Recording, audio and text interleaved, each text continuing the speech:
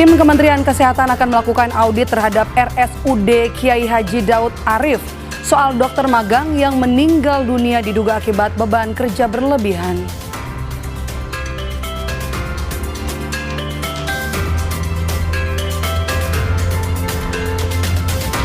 Seorang anak berusia 10 tahun diduga ditabrak rombongan pengendara moge di Jalan Nasional Lintas Tengah, Trans Sulawesi Poros Rantepao Palopo, Kabupaten Toraja Utara. Korban tertabrak saat berada di pinggir jalan.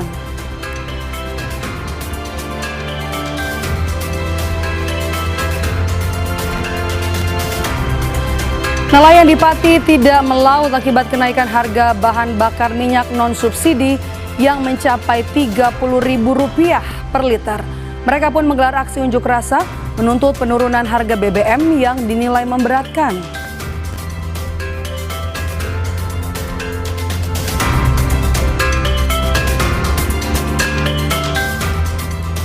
Beragam informasi terbaru sudah kami rangkum untuk Anda selama 30 menit ke depan bersama saya Maidop Elfrina, hanya di Indonesia Update, Kompas TV independen terpercaya.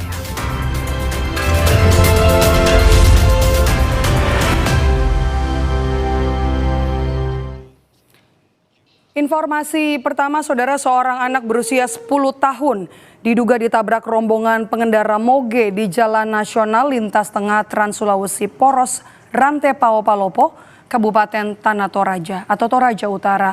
Korban tertabrak saat berada di pinggir jalan.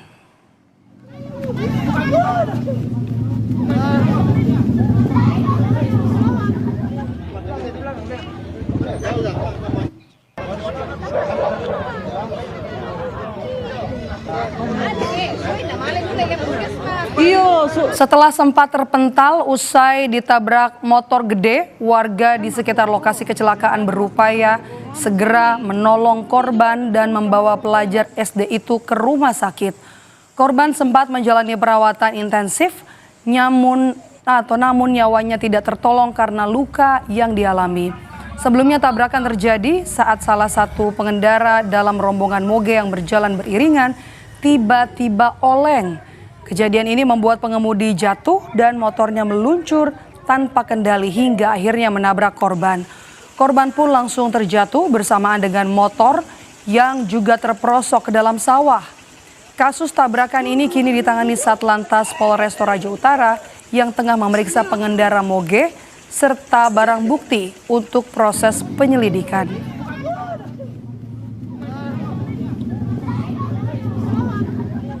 Kami dari keluarga berharap bahwa kasus yang menimpa kami sangat mengharapkan supaya proses hukum tetap berjalan dan keadilan yang kami harapkan.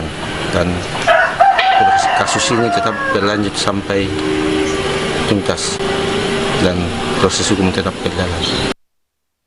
Keberita lainnya, saudara, seorang pedagang buah tertabrak mobil saat tengah menyeberang di ruas Jalan Raya Kalimalang Duren Sawit, Jakarta Timur, Sabtu pagi.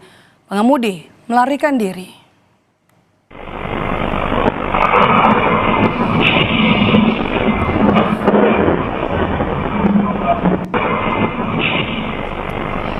Dari rekaman CCTV, pedagang buah menyeberang jalan saat kondisi jalan sudah lengang.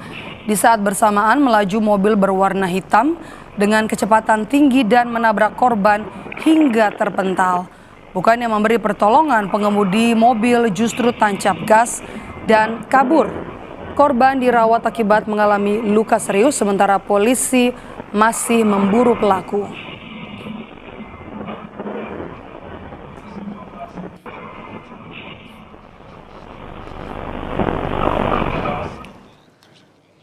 Kemacetan parah melanda jembatan Rorotan Cilincing, Jakarta Utara Senin pagi hingga membuat aktivitas warga terganggu. Akibatnya sejumlah warga memilih berjalan kaki dan pengendara sepeda motor terlibat adu mulut.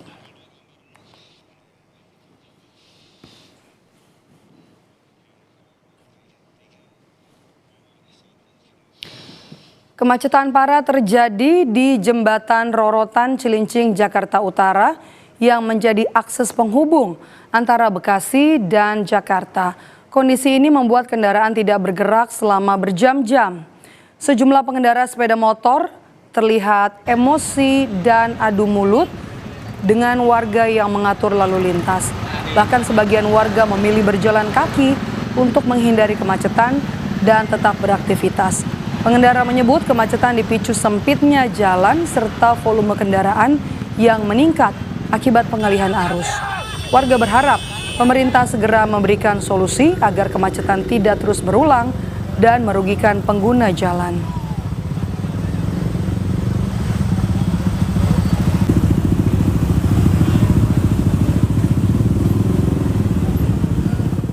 Macetnya tuh berapa jam dari Bapak Utang? Dari jam berapa ya?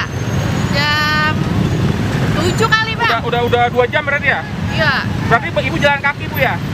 Mau posyandu ini. Mau posyandu akhirnya jalan kaki kan naik motor atau ini? Biasanya naik apa? Bawa motor.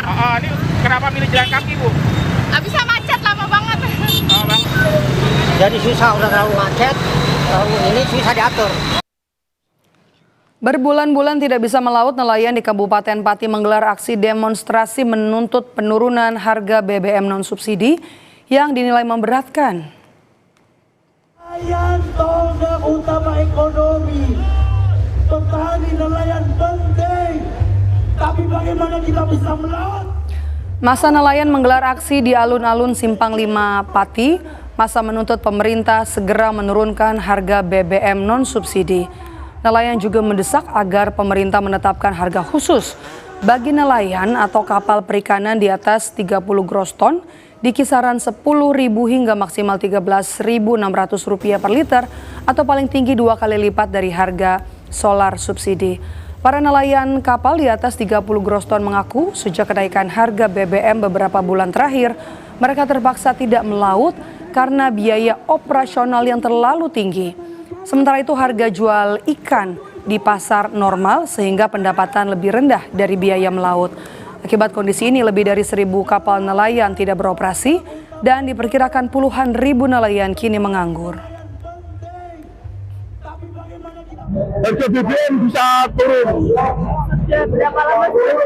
Kami sudah 3 bulan belum laut sampai puasa sampai sekarang. Belum laut gara-gara harga BBM sangat tinggi sekali. Nanti harga solar sangat tinggi. Juga harga ikan bisa mengikuti. Kalau harga ikan bisa mengikuti tidak bisa melawan. Harapannya bisa turun, Mbak. Harga sekarang mungkin 10.000 atau berapa. Minimal 10.000, 11.000. Itu loh. Saudara, lebih dari 1.000 kapal nelayan berukuran di atas 30 gross ton di Pati, Jawa Tengah tidak melaut akibat kenaikan harga bahan bakar minyak non-subsidi. Harga BBM non-subsidi yang biasa digunakan kini mencapai Rp30.000 per liter dan dirasakan membebani para nelayan maupun pemilik kapal.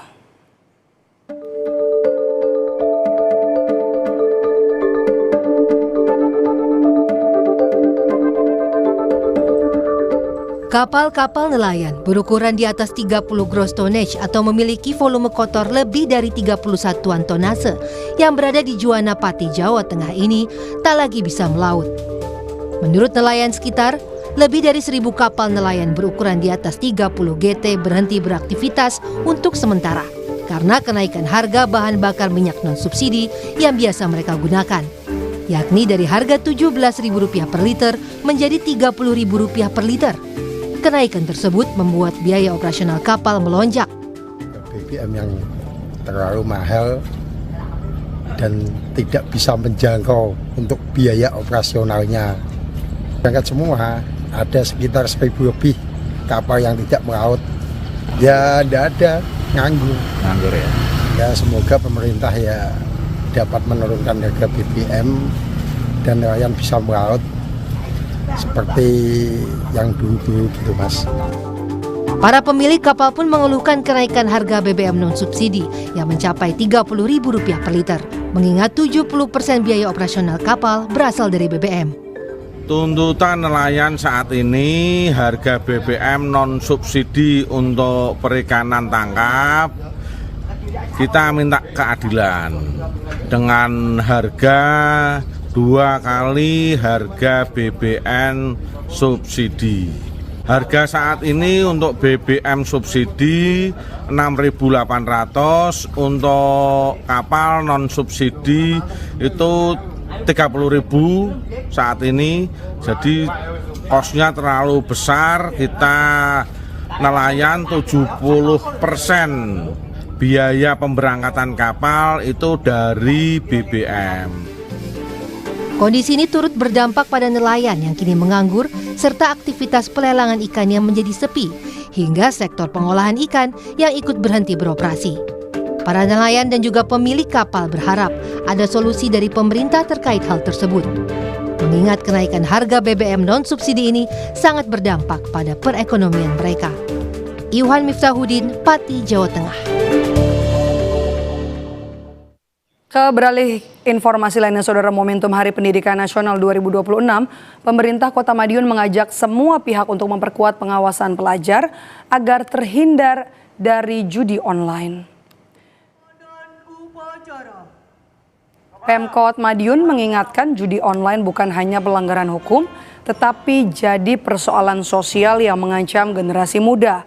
PLT Wali Kota Madiun Bagus Panuntun menegaskan pentingnya peran bersama untuk melindungi pelajar dari pengaruh negatif. Sebagai langkah dan juga upaya pencegahan, pemerintah melalui Dinas Pendidikan terus menggelar sosialisasi bahaya judi online melalui sekolah, media sosial, dan kolaborasi dengan polisi.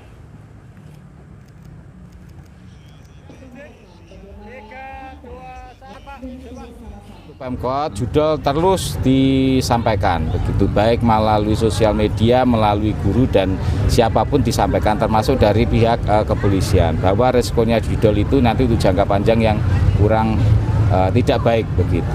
Selalu mengawasi melalui guru kelas kalau SD. Kemudian untuk SMP itu juga melalui guru wali kelasnya, melalui guru BP-nya, guru agama. Ini selalu kita meningkatkan kewaspadaan dan meningkatkan kesadaran kepada siswa.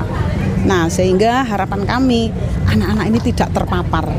Harapan kami juga selain dengan sekolah, kami juga ingin orang tua itu juga memperhatikan anak-anak mereka. Kementerian Kesehatan akan melakukan audit terhadap RSUD Kiai Haji Daud Arif soal dokter magang yang meninggal dunia diduga akibat beban kerja berlebih. Usai jeda, kami kembali.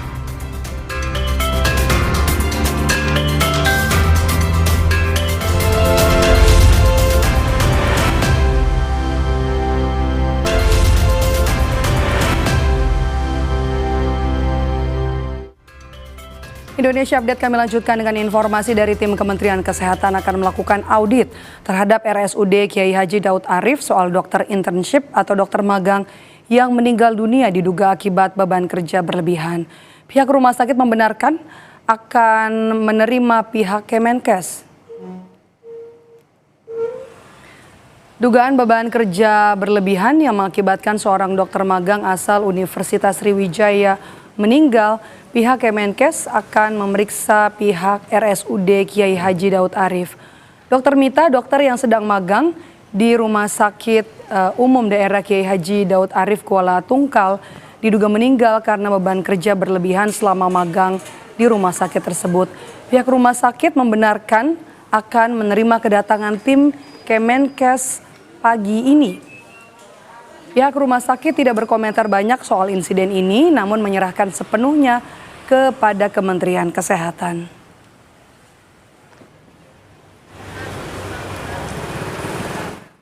Baik, terima kasih. Selamat pagi, salam sejahtera bagi kita semua. Memang betul, mungkin pagi ini untuk menindaklanjuti surat yang ada ke Kemenkes itu, tim Kemenkes sudah informasikan saya pagi ini akan datang untuk melakukan investigasi di rumah sakit kita. Hari ini datang mereka ke sini.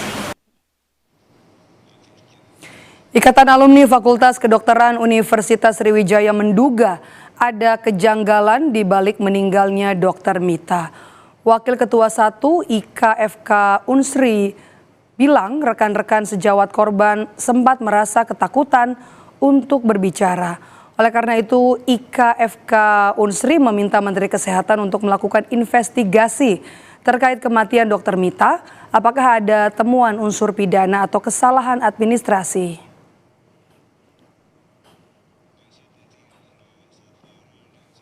tidak terungkap. Maksudnya tidak terungkap itu karena apa? Karena teman-teman mereka ISIP ini pada takut gitu ya. Mereka takut untuk mengungkapkan itu.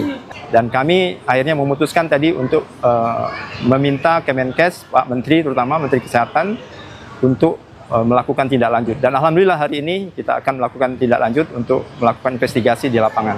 Apakah memang terjadi misadministrasi atau itu terjadi pidana atau apapun, nanti kita lihat ya hasilnya. Kita akan bekerjasama juga. Pada program Sapa Indonesia Siang, Saudara Ibunda almarhum Dr. Mita Okta Yusri menceritakan sempat kesulitan menghubungi almarhum sebelum dirawat di rumah sakit. Dr. Mita yang tetap bekerja meski sedang sakit. Saat ini keluarga menunggu hasil investigasi dari Ikatan Alumni Unsri dan juga Kementerian Kesehatan. Keluarga waktu hari itu tidak bisa dihubungi. Lusanya kami hubungi lagi, tidak bisa dihubungi. Sehingga saya menelpon temannya untuk nanya Mita ada jaga di IGD apa enggak. Ternyata Mita ada di kosan tapi sudah di bawah. Dia temannya di kamar udah gak ada, dia ada di bawah dalam kondisi tidak sadar. Pada waktu itu dia turun dari tangga, turun pakai pakaian tidak kurang wajar karena dia tidak kurang rapi. Mau jaga tapi tidak pakai jilbab, pakai celana pendek, pakai ransel, pakai sepatu, bawa laptop, mau jaga ke IGD.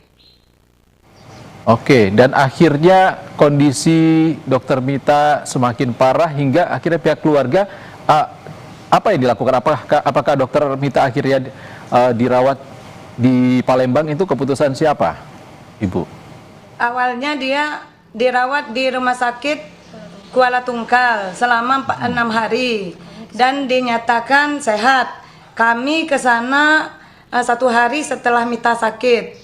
6 hari kemudian dia diizinkan untuk pulang karena sehat.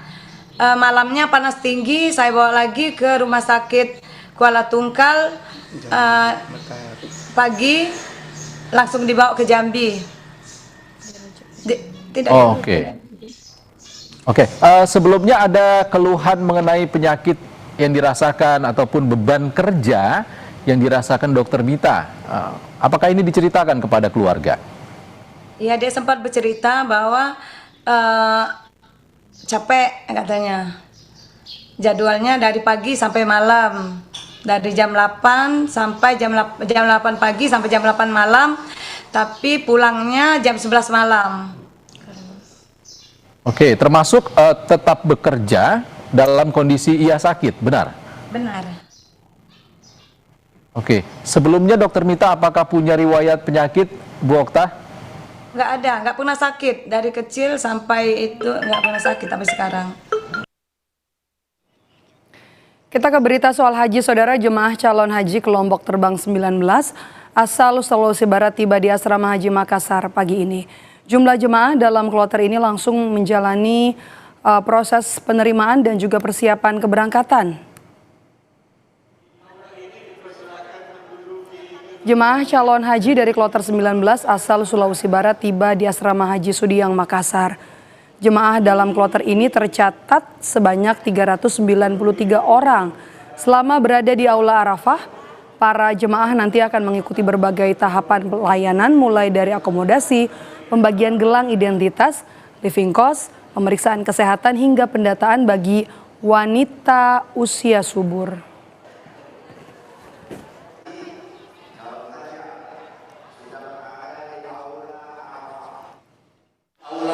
Jamaah kloter 19 ini berjumlah 393 yang akan diberangkatkan pada pukul 3 lewat 20 menit dini hari sebentar. Dan mudah-mudahan kloter ini dalam keadaan sehat menuju kota Madinah. Kloter ini adalah kloter 2019 di mana ada 2 kloter lagi yang akan tiba di Madinah, yaitu kloter 20 dan 21. Saudara, saat ini jemaah haji Indonesia sudah mulai berdatangan ke Madinah atau dari Madinah ke Mekah. Jemaah memanfaatkan bus selawat untuk beribadah umroh wajib. Jemaah yang sudah sampai Mekah sebanyak lebih dari 14.000 orang. Mereka melakukan rangkaian ibadah wajib seperti umroh sambil menunggu puncak haji. Untuk melakukan ibadah umroh, jemaah haji Indonesia menggunakan bus selawat, salah satunya melalui terminal Ship Amir ini. Sejumlah jemaah lansia bisa memanfaatkan layanan kursi roda untuk melakukan tawaf dan sa'i. Petugas mengimbau agar jemaah menyiapkan perlengkapan saat melakukan umroh wajib. Saya kan dari Seksus bagian Landis. Kalau buat para lansia harus disiapkan buat para jemaah lansia pakai pampers sedia, soalnya di terminal Ship Amir ini nggak ada toilet, nggak ada tempat buang air besar, apa buang kecil nggak ada. Kalau buat para lansia harus pakai pampers, dari hotel harus disiapkan secara maksimal mungkin. Usai jeda, saudara, kami punya informasi soal kenaikan harga cabai rawit yang terjadi di pasar-pasar Kota Kediri dalam beberapa hari terakhir hingga menembus Rp80.000 per kilogram.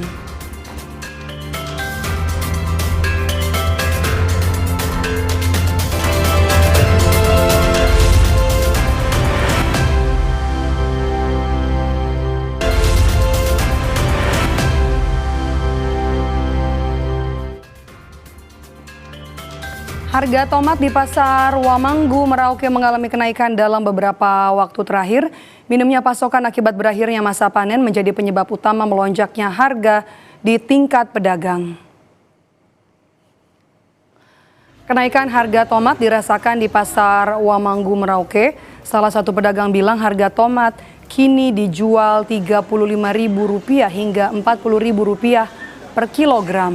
Sebelumnya tomat dijual dengan harga Rp20.000 hingga Rp25.000 per kilogram. Kenaikan harga disebabkan berkurangnya pasokan tomat akibat berakhirnya masa panen di kalangan petani dan juga faktor cuaca yang tidak menentu. Dengan kondisi ini, pedagang memprediksi harga tomat berpotensi mengalami kenaikan hingga masa panen berikutnya tiba dan juga pasokan kembali normal.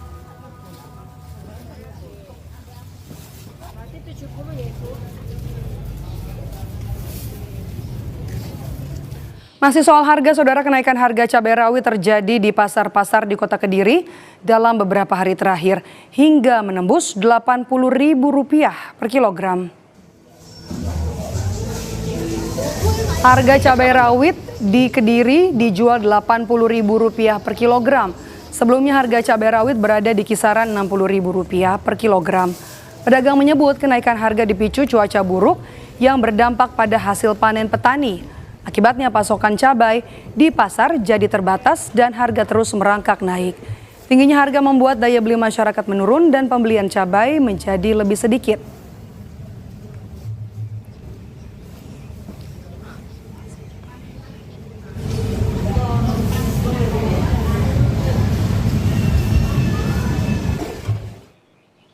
Kami tutup Indonesia Update hari ini. Terima kasih sudah menonton. Saya Maido Pelfrina. Sampai jumpa.